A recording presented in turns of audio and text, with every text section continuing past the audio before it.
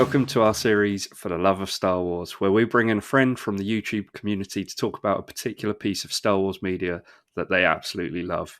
It could be one of the films, an episode of a TV show, or even a documentary. And this week, we welcome back to the channel Mr. Scott Whitehouse. Scott, Hey, Scott. Thanks for coming back. How are you doing? Hi, guys. It's good to be here. Thanks for having me back on. No, thank you for coming back on. Yeah, pleasure. Always a pleasure to have you. Now, Scott, what beloved Star Wars film, episode, or media have you chosen to talk about this week? Well, I've chosen to talk about Andor, episode 12, Rick's Road. Great episode. Excellent. Great. Yeah, very good. Written by Tony Gilroy and directed by Benjamin Caron, who has directed many other things, including episodes of The Crown and Sherlock. I don't know if you guys knew that. No, not so well. Check out the Facts Boy.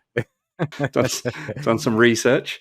IMDb has this at 9.1 out of 10. So it's a well-loved piece of media throughout, I think. What is it about this episode then that you love? Well, I mean, I absolutely loved the Andor series, but this episode is obviously a complete culmination of 11 previous episodes. Mm-hmm. It brings together all the complex, compelling characters with interwoven plot stories. It brings virtually all of them into one place for this final sort of culmination of what's been building over the whole season, and it sort of centres on Rick's Road and the funeral of Marva Andor, Cassian Andor, from Rogue One's mother. Yep. So it's to me, it's just an absolutely fantastic way to bring that season to an end. Definitely, yeah. So I actually only watched this series once, first time round. I never got around to watching it a second time. But in preparation for doing this, I went back and watched that particular episode, and it brought all the memories flooding back. I actually thought, you know what, I might have to watch the whole series again, because I forgot how many great characters there are in it, and how well acted it is. There's amazing planets. Obviously, this takes place mostly on Ferrix, but great planets, vehicles, costumes, the sets, the lot. It had it all. And this episode in particular, like you say, the culmination of everything that came before it. It just was fantastic. Yeah, watching it again was just brilliant. I really enjoyed it. Martin, do you have any particular thoughts? Do you love this one? Is this one of your favourites? I do indeed, and I was really chuffed when Scott picked this one because, just like you, Adam, I watched it the first time it came out, and then I watched it very quickly after that, and I haven't seen it in over a year, I think, since the last time I watched it.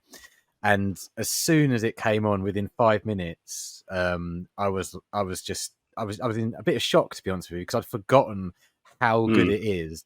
And I say that in not because I'm comparing it to things we've seen quite recently, but just because it's one of the best television shows I've seen in years, to be quite frank. And this episode, as Scott quite rightly said, is the culmination of all those plot lines all coming to one place to try and, basically revolving around Cassian Andor.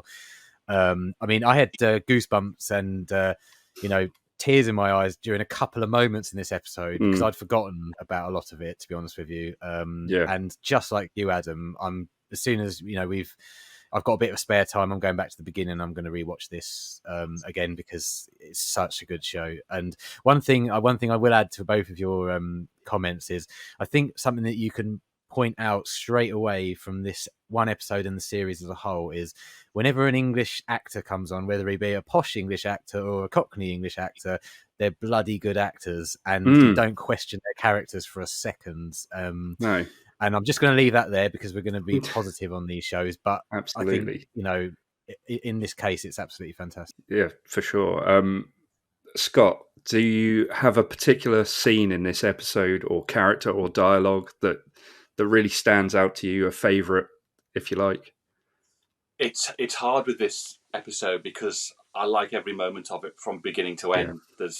Because it's so well crafted, it's so well written. Every character, whether they be a minor character who was introduced in those first 3 episodes and appeared once or twice throughout the season, or whether it's whether it's Cassian, whether it's Luthen, whether it's Dedra, they've all got brilliant moments. I think one of the most standing performances, and I don't actually think he says a word in the episode, is Will. What's his name? It's the boy anyway. Salman Pak's son. Salman's been hung, and he's building the bomb. And he stood there in the procession. There's tears running down his face. That is one of the most emotional things in the whole series. I don't think he says a word, and obviously they drag him away, and he's taken away with them at the end. You know, and I think his performance is absolutely remarkable, and sort of bookends that episode to some extent. And he's a really minor character who we've barely seen, but the sort of the I think it's the main chunk that stands out for me is the moment that Luthen and Vel are sat talking about how we're going to track Cassian down, and the band start up, and there's this most incredibly choreographed scene of jumping from character to character, the band starting up, practicing, and then they start the march, they start their procession with this amazing piece of music, this funeral dirge, slightly out of key, which was deliberate. I was looking at the extras on the Blu-ray, and it was kind of deliberate to make them seem like a bit of a mining brass band or something that don't practice it, perhaps. And it jumps around with this amazing piece of music, and you've got Cyril spots Dedra, and they're hunting, and she's got the Death Troopers with her, and you know, it just following everyone around, you know, and it pauses for a moment, and the moment, you know, B2 and Brasso walk out, and they start the procession with a slightly different tempo of the music, and there's the most amazing shot from above of the Imperial security troopers rushing forward with their riot shields. It traces down the Rix Road, and you see the huge crowd. I mean, the scale of that is just phenomenal. And it looks completely real, and you know, it's a phenomenal moment. Absolutely, I was going to mention how well directed it is, and the camera work within that particular scene that you just mentioned there, where they track all the way down from the Imperials. Yeah, that is brilliant. But the scene for me, and as soon as I started watching it, I was like, "There's that scene. There's that one scene near the end," and it's where Brasso starts the big battle essentially, and he hits the Imperial with the brick, and then has the war cry. That, like Martin said earlier, I had goosebumps at that moment. It was just fantastic, and I remembered that as soon as, like I say, as soon as the episode started, I was like, "Oh, it's one of the best pieces of Star Wars television, at least. I think it was just fantastic." Martin, is there a particular scene for you? I can't argue with either of you. I mean, it's that scene it's the crescendo that scene creates. I mean, one thing that sort of stood out to me watching it again today was when you see there's two bands, isn't there, and they're going down different roads, and they meet at Rix Road, and the way it's filmed is you hear sort of the brass from one of the bands, then you hear sort of the flutes and the drums on another band. And when it's cleverly directed and edited in such a way that so when you see the band on the left-hand side, you just hear those instruments. And then if it flicks to the band on the right-hand side, you just hear those instruments. And then they meet in the middle on Rix Road at the beginning, and they stop. And they stop for around about 5 seconds, and it's silent, complete and utter silence. And you get quick clips of the Imperials all looking around, thinking, what's going on here? What's going on? And then all of a sudden, both bands start playing at exactly the same time, and it goes operatic in classical in nature, the music over the screen. And at that moment, all the hairs lifted up on my arm. I started to get tears in my eyes. I mean, we're talking about the sort of stuff you'd probably see in a feature film movie, you know, directed by a really class director. You know, that's how good this episode was, and that didn't need to have that for it to be impactful, but for me to notice that, let alone, you know, is quite an achievement, and it really gets you absolutely pumped. And I think that scene also, I think you both alluded to it, is the fact that it's very tense. You know it's going to kick off, and then when it does kick off, you're not surprised, but it's a real shock. And one more thing on that scene, if you don't mind, obviously with Marva's speech to everybody. Everybody raves about Luthen Rain's speech from about, I think it was episode 8, possibly. He did that speech where he was talking to the ISB. Monologue. The monologue, yeah, absolutely fantastic. But her speech, that was the second moment I got goosebumps and tears in my eyes. And there's a line I picked out from it that I was just, that feeling you get when you get goosebumps and the whole of your body sort of like, you get that feeling of, wow, this is awesome. She says, "The Empire is a disease that thrives in darkness. It is never more alive than when we sleep." And I was just like, come on, I wanted it. I'd seen it before, but I was still like, come on, let's go, come on. Yeah. And I love this episode really shows one of the small sparks of the rebels or the rebellion starting on Ferrix. And this is happening all over the galaxy. We've heard stories of it. And this is Ferrix's story, how all this series has culminated in this planet now having an uprising against the Empire, and this is happening all over the galaxy, and this is the start of the Rebel Alliance, and it will lead into what happens in episode 4. And what an episode, what a show, absolutely fantastic. I won't I'll contract, me, I'll go on for hours if you don't stop me. So so that's fine. Anything more to mention on that one, Scott? Or well, I mean, I was going to mention Marva's speech. I mean, she says several things, doesn't she? Like the Empire is a disease and it's cutting. And I love Captain Tego's getting more and more infuriated that he can't do anything. And his lieutenant's looking at him. What are we going to do about this? Listen to what they're saying, sort of. And it's just that tension's building up to the point he snaps in the end, and she's shouting, "Fight the bastards!" It's just, it's phenomenally well written, and these are brilliant actors.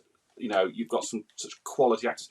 It cuts away while she's speaking to Luthen, and the expression, and it's just an expression on his face. It's brilliantly acted. He realizes that it's like you said, Martin, it's happening everywhere, and he's realizing it, and he's kind of proud of her as that she's speaking up in this little mining planet. It's fantastic. Yeah. And I think as well, another thing, if you don't mind me jumping in, is obviously we're here to talk about this episode, but you can't do this without sort of mentioning parts of the rest of the series. And at the beginning, we saw Cassian was someone who didn't care about anybody but himself. And the final scene in this episode was that amazing scene with Luthen where he wants to either give his life or give his life to the rebellion against the Empire. And he's fulfilling what his mother knew that he would do eventually. He didn't believe he'd do anything like that or would be able to do it, but she always knew that he was going to be out. I think one of the lines was, you could never do anything bad enough for me to not forgive you, or something like that. That was one of the lines. And again, writing absolutely spectacular. But yeah, the character arc of Cassian in this is brilliant. And the end, that final scene, it's not a flashy action scene or a twist or anything. All it does is make you think, I cannot wait for the next season. It's a completely heartfelt performance from him. And again, Stellan Skarsgård just knocks it out of the park. Oh, he kills it, doesn't he? Nothing more than a smirk, a kind of a satisfied smirk. We're going to enjoy working together kind of smirk, isn't it? I mean, that's how it ends, and you're just left, It's almost 2 years ago now. You're kind of left bereft, waiting for the next season.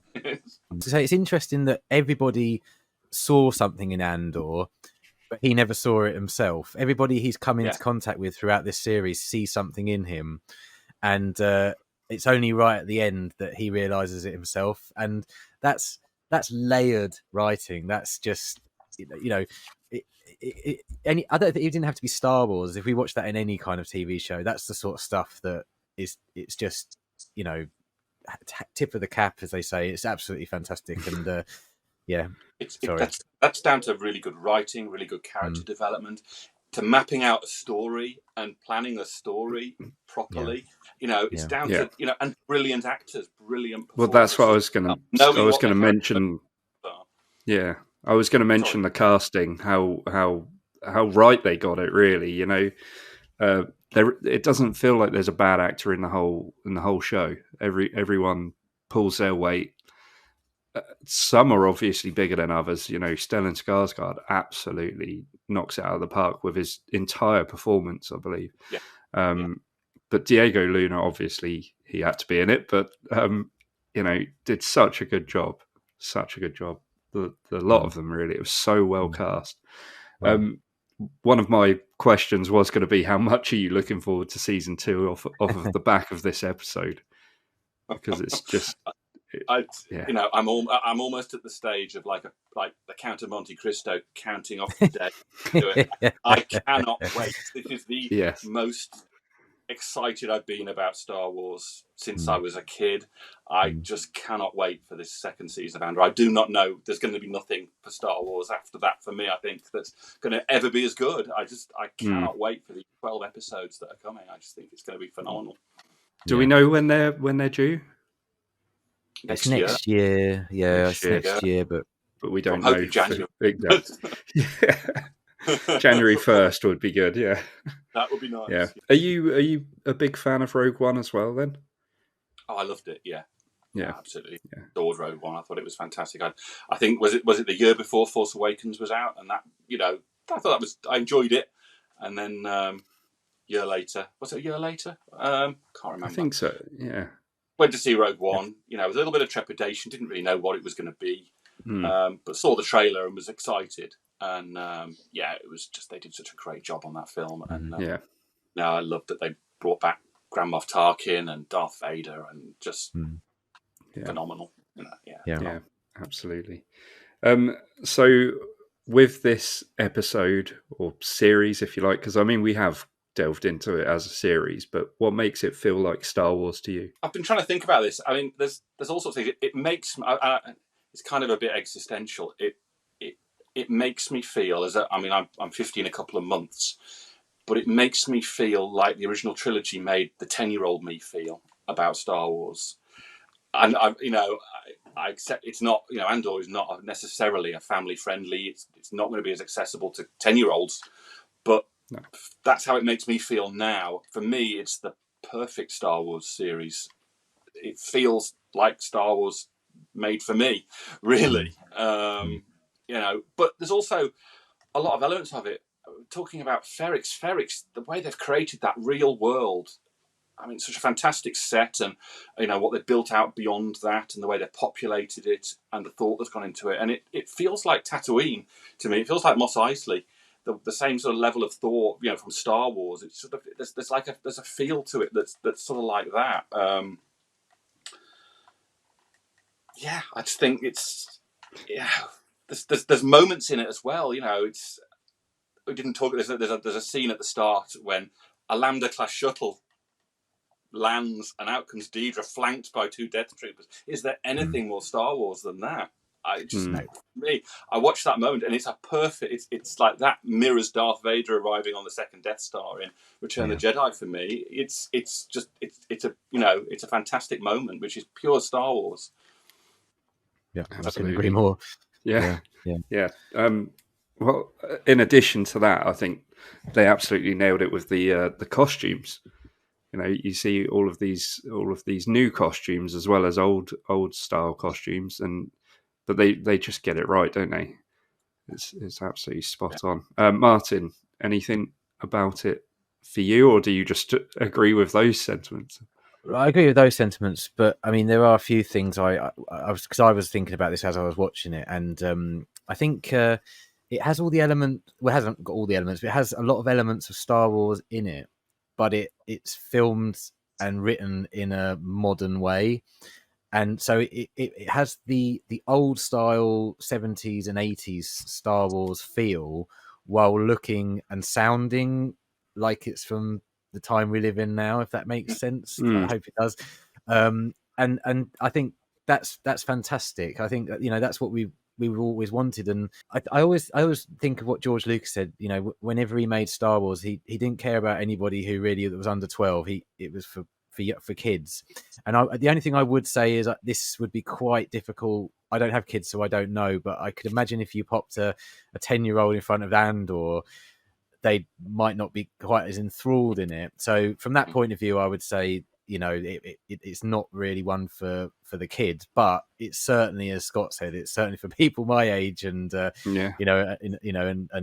under slightly. But it's such a great show. And a couple of other things is, all of the series that Disney Plus have brought out, and regardless of whether you like them or hate them, there's always at least one, sometimes many great episodes in those series that have released so far.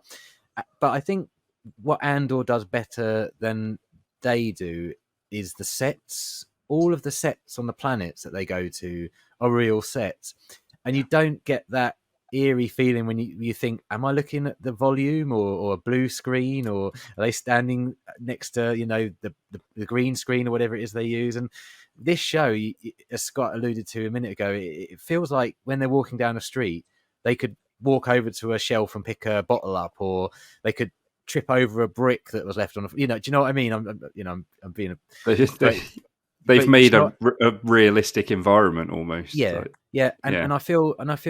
I mean, I'm not an actor, and I've never acted in my life, but I can only imagine from what I've seen when actors do interviews and things, is they find it so much easier to act when they're acting around something that's real, so they can put their whole mind into actually acting rather than imagining where they are. And I think Andor does that perfectly. I think all these actors, they're obviously good actors as well, but they're even better for the roles and this series and this episode in particular, because they're standing in a real street and they're standing next to a huge building that is it the hotel that they were based in, the Imperials, that over sort of looked them all. And then they had the bell tower in the background. Obviously I don't think that was probably real, but it looked absolutely real. It didn't look fake in the slightest. And I feel when we're watching Star Wars, that's quite important. And I think there's a bit of laziness these days, perhaps, in putting people in front of. I mean, George Lucas, to be fair, was renowned for it as well. But I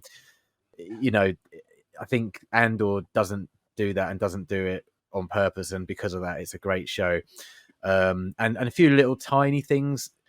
Stormtroopers, when you see the stormtroopers marching, I know it's a teeny little thing, but when you see stormtroopers marching, or clone troopers like earlier in the series, or you see a Star Destroyer, or you see the TIE fighters, those are little things that we haven't really seen a lot of, and that takes me back to old school when I was growing up Star Wars. And Andor uses it sparingly, but I think in a way that's a good thing, because when you see it, it gets you more excited about it. And I did notice that stormtroopers seem to have a pretty good aim in this episode. They were certainly taking out quite a few people, but I think this definitely gets the big tick on does it feel like Star Wars to me, because it definitely does.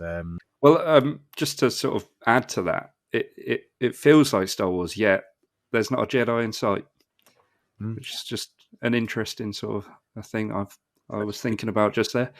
You're right. Actually, sorry. I just thought we haven't mentioned Mon Mothma or any of the storyline on Coruscant. I mean, that's how good this episode was. It's so good. I do think the Jedi, although they're not in it, I think there's hints to them being missed, and they're passed every now and again when you went to Luthen's shop in previous episodes. So. Yeah.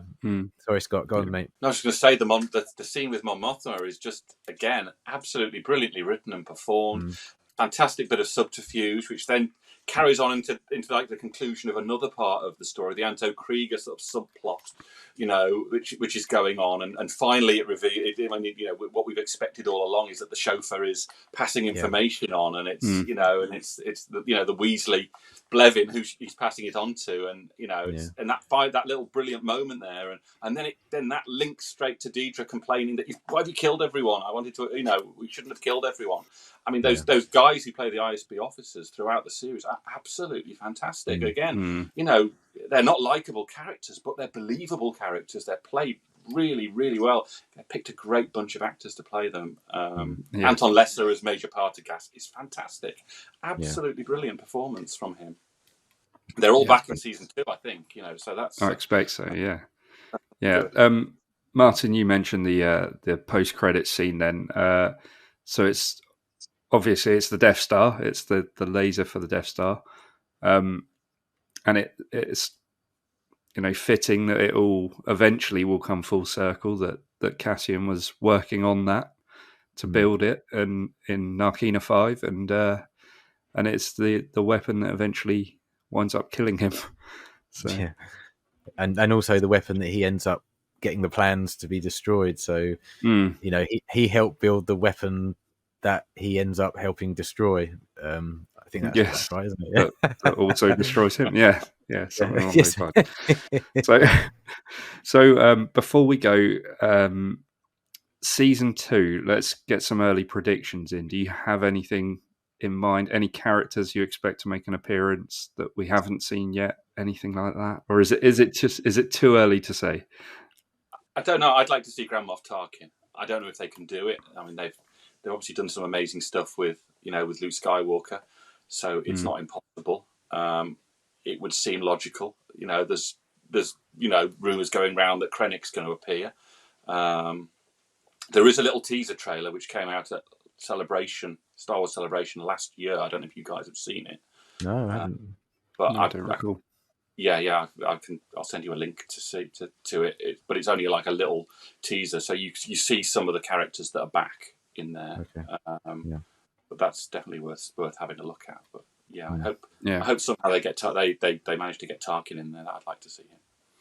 Yeah, I think and really it's just exciting to find out where they're going to take it, as it will eventually lead up to the beginning of Rogue One, I suppose. Would be good. Martin, anything from you? Yeah, I think Krennic's definitely a shoo-in. I think Tarkin would be nice. He's on my wish list. I'm not fussed about Vader, but I would like to see the Emperor turn up.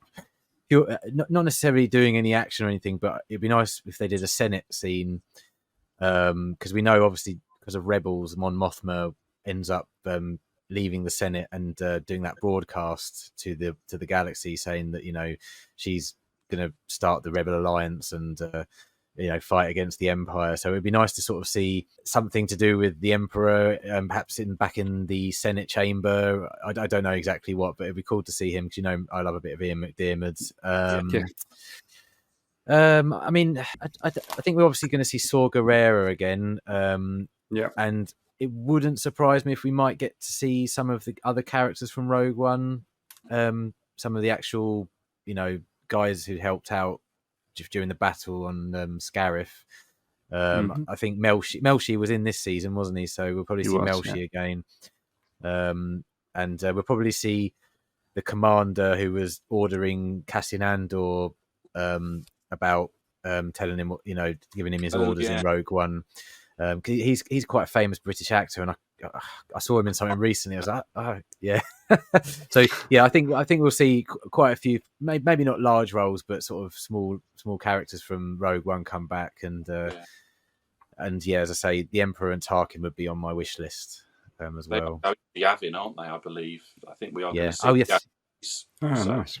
Yeah. Yeah, so we might get to see some of the Rebel pilots, and we may even get to see some of the Rebels crew in live action. So, yeah. Again. Never know. Again.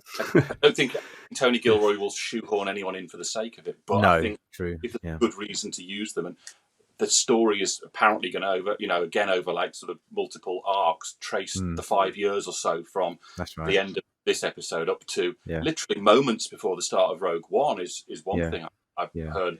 I think Gilroy quoted as saying it will literally take him to, where is it? Kathleen, is it? The Rings of Kathleen? Yeah, the Rings of Kathleen. Yeah.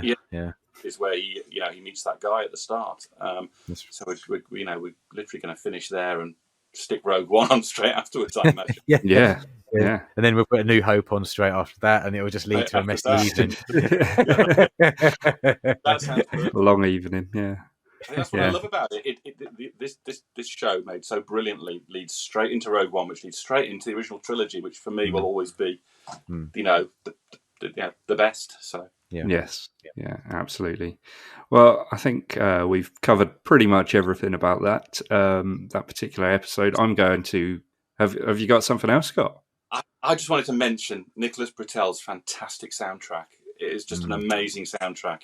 There's brilliant incidental music throughout, but there's a number of suites. One called the Rebellion Suite, one called Past tense or sweet, and they're absolutely brilliant pieces of music. And the music often makes a film or makes a TV show, and in this case he's done a fantastic job. And he wrote one of the first pieces he wrote was the music for the band in the Rick's Road episode, and it kind of I imagine everything kind of came from there, and it kind of set the tone for the whole show. So I just thought he's worth mentioning because he does such a fantastic job, and I know he's well known for other stuff as well, but I hope he's back for season 2. I'm sure he will be. Yeah. Awesome. Well, I'm going to go and watch the rest of season 1 now.